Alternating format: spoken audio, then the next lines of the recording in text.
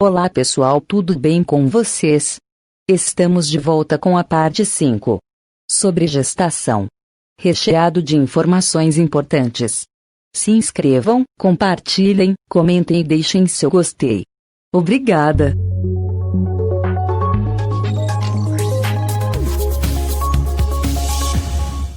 Exercício físico. A prática de exercícios aeróbicos durante a gravidez apresenta melhorar ou manter a aptidão física da gravidez, inclusive diminuir o risco de cesariana. No entanto, a qualidade das evidências é pouca e os dados são insuficientes para determinar risco ou benefícios relevantes para a mãe e para o bebê. No passado, pensava-se que eventuais benefícios à mãe não compensavam os potenciais riscos para o feto. No entanto, as informações mais recentes sugerem que, em gravidez sem complicação, é muito improvável que surjam lesões no feto, desde que o exercício seja adequado à grávida. No entanto, há várias circunstâncias em que a grávida deve consultar o médico antes de continuar um programa de exercícios: hemorragias vaginais, dispneia antes do esforço, tonturas, dores de cabeça, dores no peito, fraqueza muscular, risco de parto pré-termo, diminuição dos movimentos fetais, fuga de líquido amniótico e dores ou inflamação. Embora não se tenha ainda determinado limite seguro de intensidade, as mulheres que praticavam exercícios físicos irregulares antes da gravidez, e que não apresentam complicações na gravidez, estão aptas a praticar programas de exercícios de alguma intensidade, como jiu-jitsu ou aeróbica, desde que por períodos não superiores a 45 minutos, desde que estejam conscientes que pode ser necessário aumentar o consumo de energia e desde que tenham o cuidado de nunca sobreaquecer o corpo. Na ausência de outras complicações médicas ou obstétricas, recomenda-se que o tempo de exercício diários não exceda os 30 minutos. A participação em diversas atividades recreativas e desportos aparenta ser segura, desde que não faça aquelas nas quais existem um risco de queda, como esqui ou hipismo, ou atividades onde existe risco de trauma abdominal, como futebol ou hóquei. Bem-estar emocional. Especialmente durante as primeiras semanas, o cansaço pode ser avassalador, pelo que é importante que a grávida descanse o suficiente e esteja relaxada. As técnicas de relaxamento ajudam a diminuir a pressão arterial e aumentar o funcionamento de oxigênio do bebê. Sono. Durante as primeiras semanas de gravidez, o ritmo metabólico aumenta 20%, a pressão no útero provoca a vontade de urinar frequente, o que diminui o tempo e a quantidade de sono. No último trimestre, o volume da barriga torna difícil encontrar uma posição para dormir. Geralmente, recomenda-se que a grávida se deite sobre o lado esquerdo, com uma almofada a apoiar a barriga e outra entre as pernas, que evite bebidas estimulantes, como o chá ou o café, que permaneça fresca, e que realize exercícios ligeiros durante o dia. Tem sido sugerido que, pelo menos durante o último trimestre, se deve evitar o trabalho por turnos e exposição à luz intensa durante a noite, de modo a diminuir o risco de problemas psicológicos e comportamentais no recém-nascido. Tem sido proposto como mecanismo explicativo que o ritmo circadiano da mãe programa o ritmo em desenvolvimento do feto. Atividade sexual. A maior parte das grávidas pode manter uma vida sexual ativa ao longo da gravidez. Do sexo durante a gravidez é uma atividade de baixo risco, saudável e perfeitamente segura, que relaxa a mulher e ajuda a exercitar o soalho pélvico e os músculos do útero.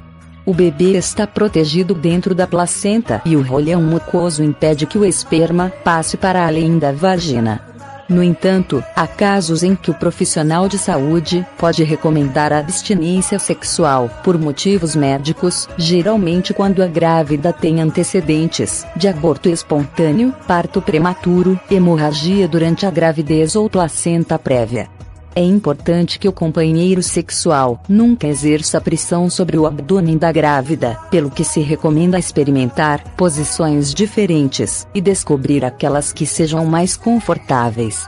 A maior parte da investigação sugere que durante a gravidez se verifique uma diminuição do desejo sexual e da frequência das relações sexuais. No contexto desta diminuição geral do desejo sexual, alguns estudos indicam, porém, um aumento do desejo no segundo trimestre e novamente uma diminuição no terceiro trimestre. Incômodos e desconfortos. Durante uma gravidez normal e sem complicações, são comuns vários incômodos ou desconfortos. Trata-se de manifestações e condições normais, que resultam da gravidez, mas que não interferem com as atividades cotidianas nem são uma preocupação para a saúde da mãe e do bebê, ao contrário das complicações da gravidez.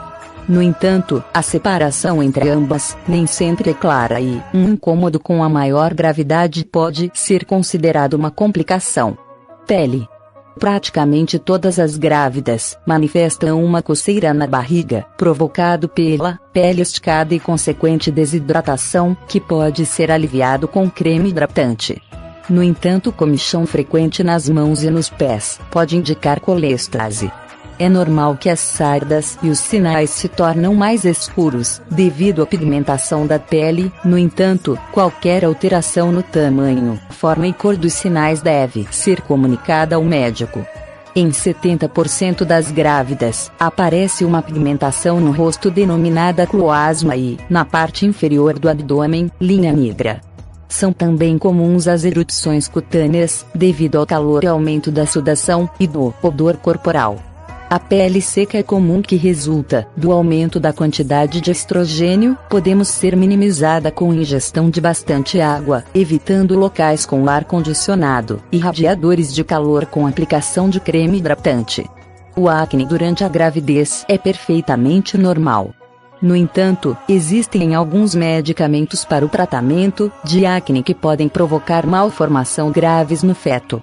Cerca da metade das mulheres desenvolve estrias que, embora não tenham tratamento, podem ser minimizadas com creme hidratante gordo. Dores. As dores nas costas são comuns durante a gravidez, podendo ser bastante debilitantes. Manifestam-se entre 35% e 61% das grávidas. Metade dos casos ocorre a partir do 5º mês.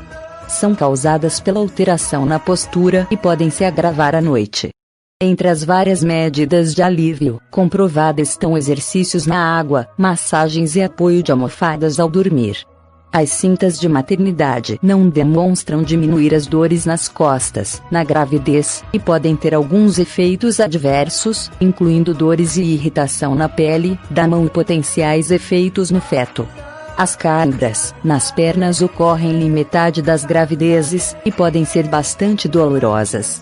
Geralmente manifestam-se durante a noite, e podem durar de segundos a minutos.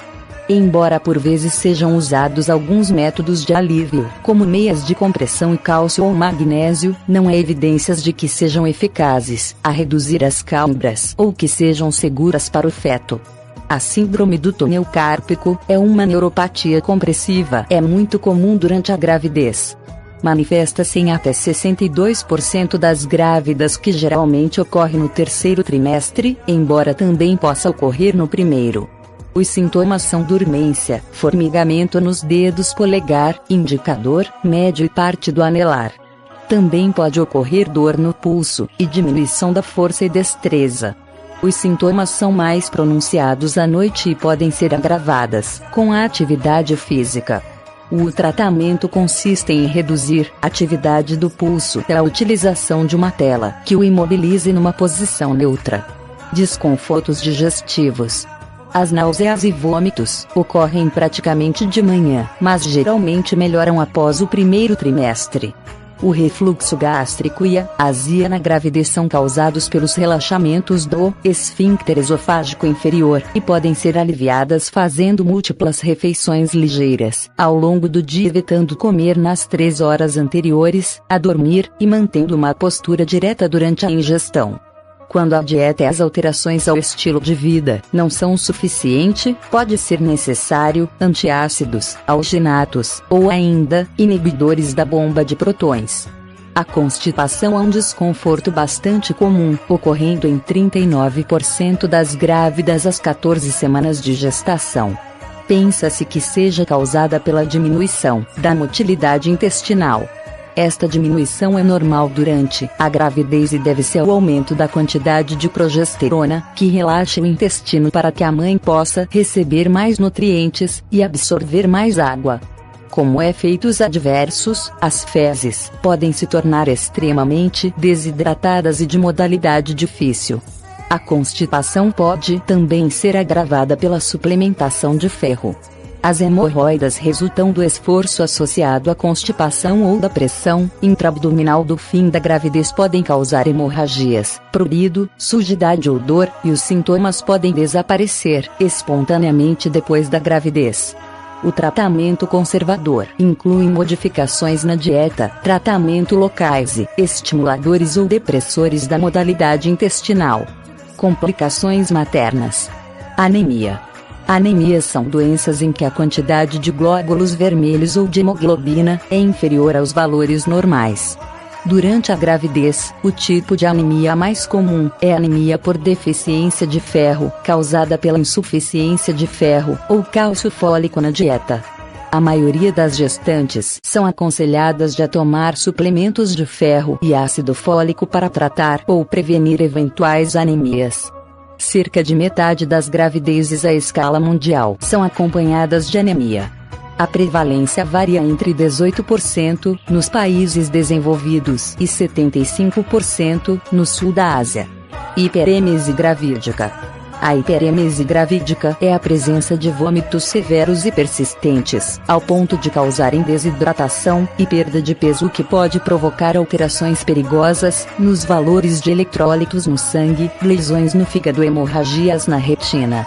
São mais graves do que os comuns enjoos matinais e estima-se que afete entre 0,5% e 2% das grávidas. A causa é desconhecida, mas podem se agravar ou desencadear por fatores psicológicos. O tratamento requer hospitalização. Doenças hipertensivas da gravidez. Cerca de 10% das gravidezes são complicadas por doenças hipertensivas, nas quais se inclui pré-eclâmpsia, eclâmpsia, hipertensão gestacional e hipertensão crônica. A pré-eclâmpsia é uma doença caracterizada por tensão arterial elevada acompanhada por valores anormalmente elevados de proteína na urina e retenção de líquidos, e no rosto e nas mãos. Afeta entre 5% e 8% das grávidas, que geralmente ocorre entre a 20ª semana de gestação e uma semana após o parto. O risco mais significativo é o desprendimento prematuro da placenta. Geralmente recomenda-se sem ingestão de líquido e repouso na cama, virada sobre o lado esquerdo, mas, se a condição não melhorar com rapidez, exige hospitalização. A eclâmpsia é uma forma mais grave da doença, que surge em 0,5% das mulheres com pré-eclâmpsia, podendo provocar convulsões, como a morte, se não for tratada com rapidez.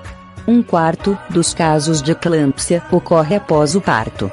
Ao contrário da hipertensão normal, ambas as doenças não respondem ao diuréticos nem à dieta sem sal.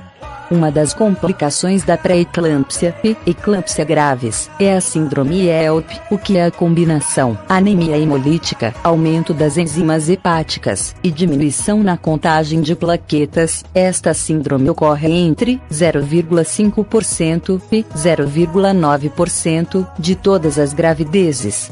Doenças de Jesus. A doença de Jesus ocorre quando existe incompatibilidade do grupo RH entre o sangue da mãe e do feto, ou seja, quando o sangue da mãe é RH negativo e o sangue do feto é RH positivo, herdando de um pai em RH positivo. Se o sangue do feto entra em contato com o sangue da mãe através da placenta, o que acontece sobretudo durante o parto, o organismo da mãe pode considerar os glóbulos vermelhos do feto elementos estranhos e produzir anticorpos, que os vão destruir. Anticorpos anti-RH. Se estes anticorpos atravessarem a placenta, podem destruir parte dos glóbulos vermelhos do feto, ou do recém-nascido. A distribuição dos glóbulos vermelhos pode provocar anemia, e aumentar a quantidade de bilirrubina no sangue. Se a bilirrubina for demasiado elevada, pode afetar o cérebro do feto. Nos países ocidentais, ocorre em 13% dos casais em que o homem é RH positivo e a mulher RH negativo. 1 em cada 27 recém-nascidos destes casais desenvolve doenças de Rhesus. Na primeira consulta analise o sangue da mãe. Se for RH negativo, confirma-se o sangue do pai. Se este for positivo, mede-se a quantidade de anticorpos anti-RH na mãe. Ao longo da gravidez, são monitorizados os valores de anticorpos. Se subirem demasiado, faz-se uma amniocêntese para medir os valores da bilirrubina. Se ambos os valores foram altos, geralmente são feitas transfusões de sangue intrauterinas, sendo o parto provocado entre a 32ª e 34ª semana de gravidez. Erupções cutâneas. As dermatoses da gravidez são condições cutâneas que ocorrem apenas durante a gravidez. Entre as mais comuns estão as pápulas e placas urticariformes e pruriginosas da gravidez. Ocorrem em 1 em cada 160 gravidezes, e geralmente manifestam-se no terceiro trimestre ou, mais raramente, após o parto. São caracterizadas por manchas de pápulas e placas eritematosas, intensamente pruriginosas, que geralmente aparecem no abdômen superior e se estendem, em poucos dias, para os braços, coxas e mamas. São tratadas com corticosteroides tópicos e antihistamínicos orais.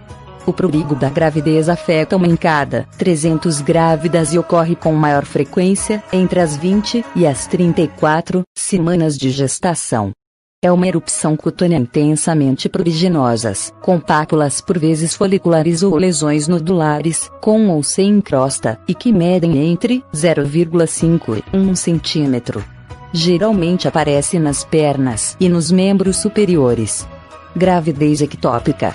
Uma gravidez ectópica é uma gravidez em que o feto se desenvolve fora do útero. Geralmente, desenvolve-se numa das trompas de Falópio, embora em casos raros se possa desenvolver no canal cervical, na cavidade pélvica ou na cavidade abdominal. Durante o desenvolvimento fetal, ao deslocar-se em direção ao útero, o óvulo fecundado pode ficar preso na trompa de Falópio, aí se implantar o desenvolver.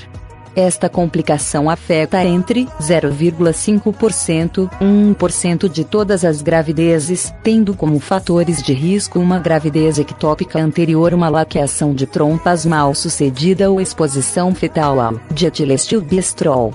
O risco elevado no caso da mulher ficar grávida com um dispositivo intrauterino colocado.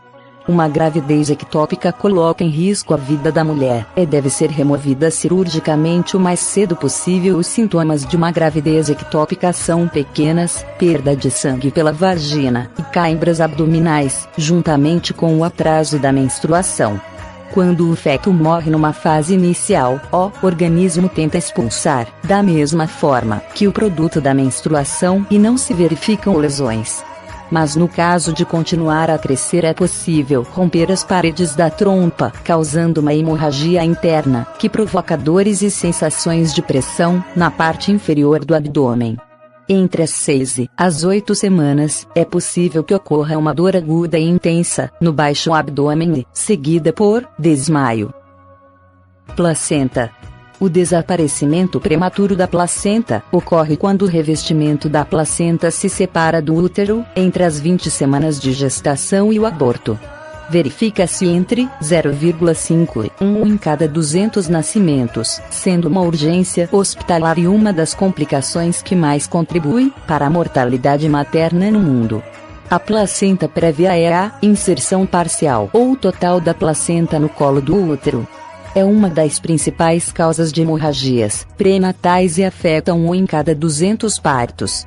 O sintoma inicial é uma hemorragia vaginal súbita e indolor no fim da gravidez, com sangue de cor vermelho vivo, e necessita de cuidados hospitalares. Aborto e feto morto. Aborto espontâneo é a perda de um feto por causas naturais involuntárias antes das 20 semanas de gestação. A partir das 20 semanas, passa a ser denominado feto morto. Aproximadamente 85% dos abortos espontâneos ocorrem durante as 12 primeiras semanas de gestação, e os restantes entre a 13ª e 20ª semanas. Durante as primeiras 20 semanas, 20% a 30% das grávidas manifestam hemorragias ou contrações, das quais metade resulta em abortos espontâneos. Geralmente, os abortos espontâneos devem ser anomalias no feto. O primeiro sintoma é a perda de sangue, pouco abundante, uma hemorragia, juntamente com a secreção vaginal. Se o processo de aborto continuar, aumenta as dores, a hemorragia e a secreção, podendo no fim ser expulsa a totalidade ou parte do conteúdo do útero. Quando é expulso na totalidade, geralmente não há necessidade de tratamento. Em caso de expulsão parcial, geralmente realiza-se uma dilatação e sucção para remover o restante do conteúdo. No entanto, quando apenas se verifica uma ameaça de aborto, geralmente aconselha-se repouso absoluto, uma vez que os sintomas costumam melhorar. A ameaça de aborto pode ser causada pela dilatação prematura do colo do útero, devido à debilidade do tecido fibroso. Complicações do parto e puérpero. Parto distócido. Denomina-se parto distórcido, que decorre de forma difícil, demorada ou dolorosa. Esta situação acontece quando, apesar do útero estar contrair normalmente, o bebê não consegue sair da pelvis devido a um bloqueio físico. Entre as complicações, para o bebê estão o risco de asfixia, o que pode provocar a morte. Aumenta também o risco da mãe contrair uma infecção, de ter uma ruptura do útero, ou de hemorragia pós-parto. Entre as complicações ao longo prazo para a mãe estão a fístula obstétrica. Diz-se que o parto é prolongado quando esta fase dura mais do que 12 horas. Entre as principais causas de um parto distorcido estão bebê de grande dimensão, posicionamento do bebê fora do normal, uma pelvis pequena, ou problemas com o canal de parto. O posicionamento fora do normal inclui a distócia de ombro, em que o ombro anterior não consegue passar com facilidade pelo osso púbico. Entre os fatores de risco de uma pelvis pequena estão a desnutrição, a falta de exposição à luz do sol, que provoca deficiência de vitamina D, e uma gravidez na adolescência, já que o osso pélvico pode ainda não estar completamente desenvolvido. Entre os problemas com o canal de parto estão uma vagina e períneo estreitos, os quais podem dever à mutilação genital feminina ou a tumores. Os partos distócidos podem ser resolvidos com uma cesariana ou extração por ventosa. Trauma perineal. Laceração perineal é a laceração não intencional da pele ou dos tecidos moles, que se separam, a vagina do ânus, que geralmente ocorre durante o parto. São classificados em primeiro grau, afetam a pele mucosa, segundo grau, músculos perineais, ou terceiro grau, afastam o músculo esfíncter. Se for uma intervenção cirúrgica, provocada por necessidade médica, denomina-se episiotomia. Num período de 6 meses após qualquer tipo de parto, ocorre incontinência urinária, em 3% a 7% das mulheres, e incontinência fecal.